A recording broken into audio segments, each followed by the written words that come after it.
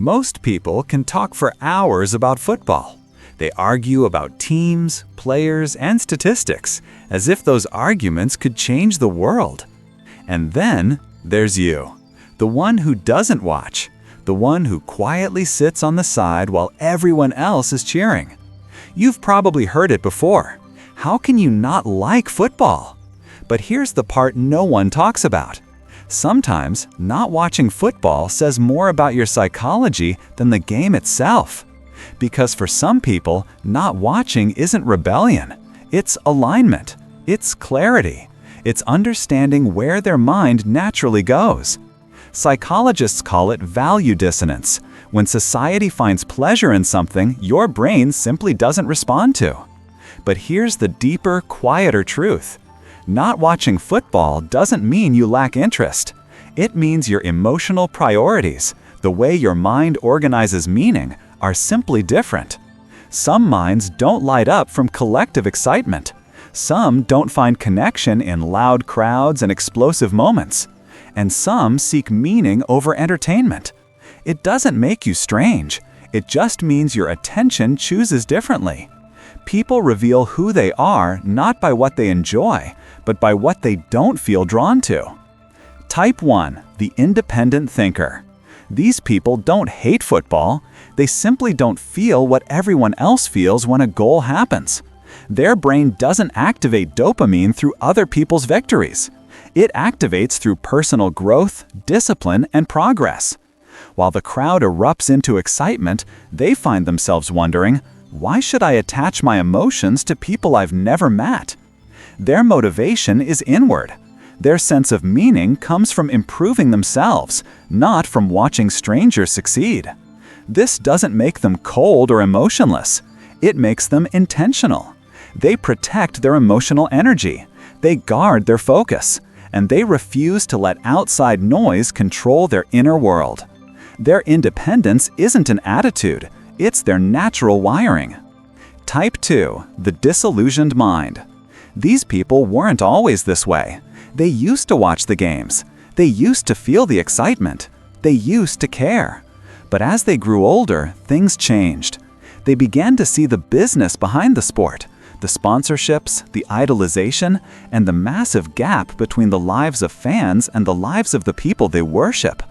They experienced existential detachment, that moment when something once meaningful starts to feel empty because it no longer contributes to personal growth.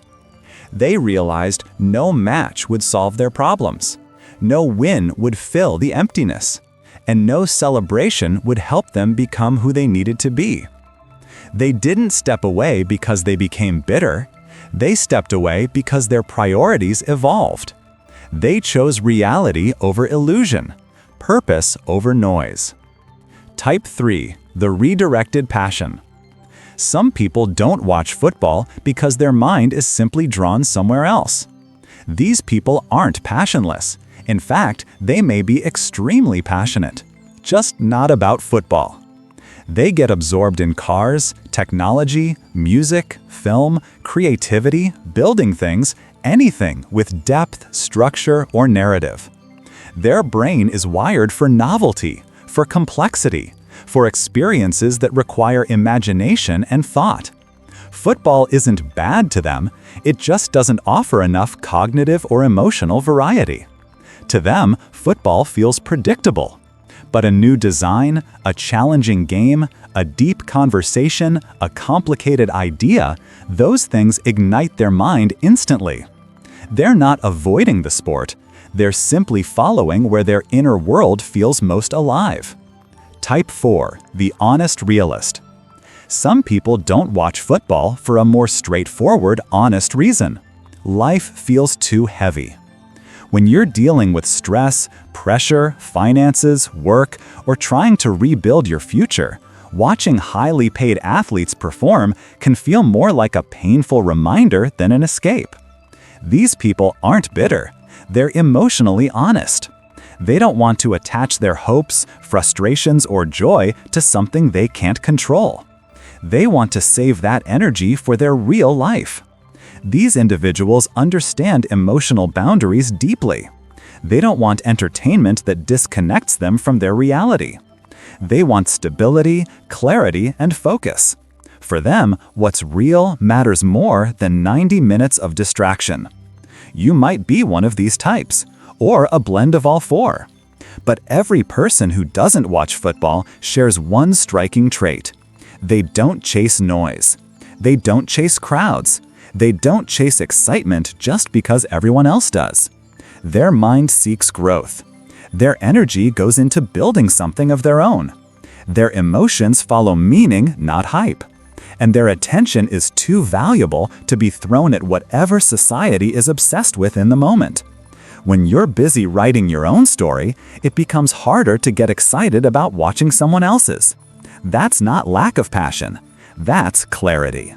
So maybe you don't watch football because you're lazy, or weird, or disconnected, or maybe you simply think differently. Maybe your mind is wired for depth, not noise, for creation, not distraction, for meaning, not hype. Which one are you? The independent thinker? The disillusioned mind? The redirected passion? The honest realist? Or a quiet combination of all four? Share your thoughts below. I read everything. If this message made you understand yourself a little deeper, don't forget to like the video and subscribe. We go deeper every day.